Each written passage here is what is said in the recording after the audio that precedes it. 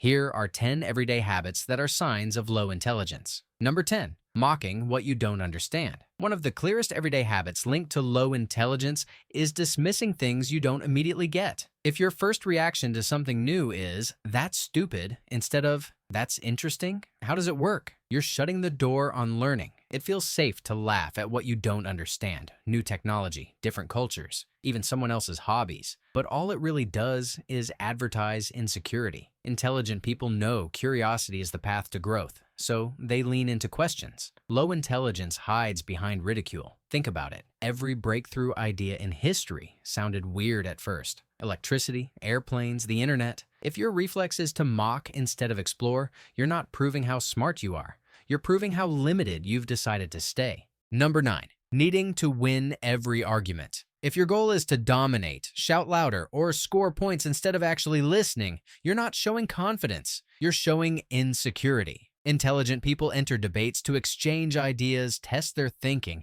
and maybe even change their minds if new evidence is convincing. Low intelligence, on the other hand, clings to being right at all costs, even if the argument makes no sense. That obsession with victory over truth shuts down growth and makes you impossible to talk to. At the end of the day, winning an argument isn't about volume or stubbornness. It's about walking away smarter than when you started. If your only takeaway is, "Ha, I crushed them," then the only thing you proved is how small your thinking really is. Number 8, making everything about you. One everyday habit that quietly signals low intelligence is turning every situation into your personal spotlight. Someone shares a story, you immediately hijack it with your own. Someone gives feedback, you deflect and make it about how they're the problem.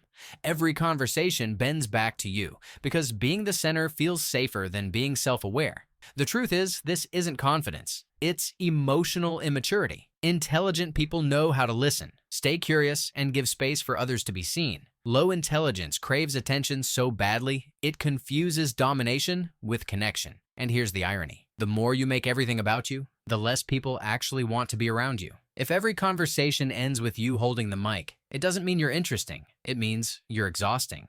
Number 7, reacting with anger instead of curiosity. Instead of pausing to ask, "Why does this bother me?" or "What can I learn here?" the reflex is to explode, to insult, dismiss, or shut the conversation down. Emotional reactivity often hides a shallow understanding because anger is easier than analysis. Intelligent people see discomfort as data. If something triggers them, that's a signal to explore it. Low intelligence treats discomfort as an attack and lashes out to make it stop. The result? No growth, no nuance, just louder arguments and bruised relationships. Curiosity builds wisdom. Anger without reflection just builds walls and makes it clear you weren't really listening in the first place. Number 6, never admitting you're wrong. Instead of adjusting when the facts change, some people will double down no matter how absurd it gets. The house could literally be on fire and they'll insist it's just a little warm. Intelligent people understand that updating your beliefs isn't weakness, it's growth. Science, progress, and wisdom all depend on being willing to pivot when reality proves you wrong. Low intelligence, on the other hand, treats mistakes as threats to ego, so it clings harder, argues louder, and digs in deeper. The irony is, refusing to admit you're wrong doesn't make you look strong, it makes you look stuck. Owning mistakes shows intelligence. Pretending you never make them shows the exact opposite. Number 5, telling everyone you're just being honest. People who say, "I'm just being honest," after dropping a hurtful comment aren't showcasing truth. They're showcasing social clumsiness. Honesty without tact isn't bravery, it's laziness. Intelligent people know timing, tone, and empathy matter as much as the message itself. They understand that the truth lands better when it's delivered with care. Low intelligence, though, confuses bluntness with wisdom and uses honesty as a shield to avoid accountability. If your words consistently wound more than they help, you're not being refreshingly real, you're being careless. True intelligence isn't about saying everything you think. It's about knowing when to speak, how to speak, and yes, when to shut up. Number 4, making fun of people who are trying to learn. Laughing at someone's accent, stumbling words, or dumb beginner questions doesn't make you clever. It makes you insecure. Intelligent people respect the courage it takes to learn because they know every expert once started out clueless. Low intelligence, on the other hand, tries to look superior by tearing others down mid-process. But here's the truth. Mocking a learner doesn't elevate you. It exposes you. It shows you're threatened by effort because deep down, you're not willing to make it yourself. Smart people cheer on curiosity, beginners, and practice. Dumb people point and laugh, forgetting that one day they might be the ones needing patience. Number 3.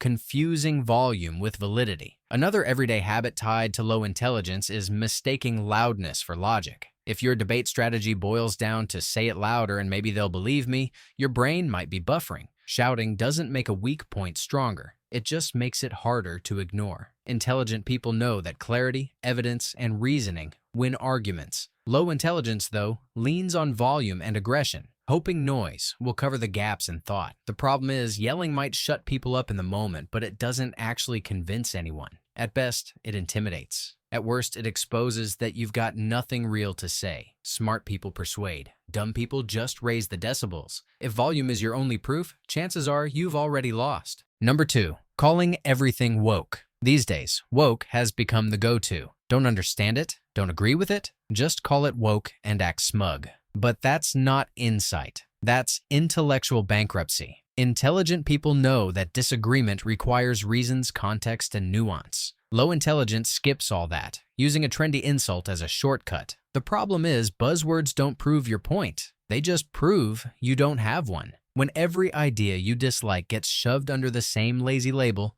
you're not challenging the argument. You're avoiding it. Smart people debate. Dumb people deflect. And if your only counter is "that's woke," congratulations. You've officially run out of thoughts.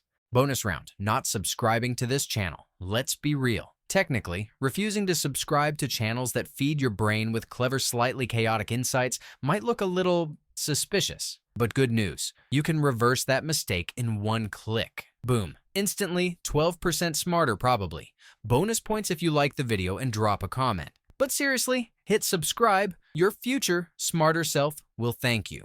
Number 1. Thinking you're smarter because you don't follow the herd. Some people believe that just because they reject the mainstream, they must be geniuses, seeing what no one else can. But rebellion without research isn't depth, it's noise. Intelligent people question, yes, but they also investigate, weigh evidence, and adjust their views when the facts don't line up. Low intelligence, on the other hand, stops at, well, if most people believe it, I'll believe the opposite. That's not independent thought. That's knee-jerk opposition dressed up as insight. Ironically, it's still herd behavior, just the herd facing the other way. Real intelligence isn't about rejecting consensus for the sake of ego.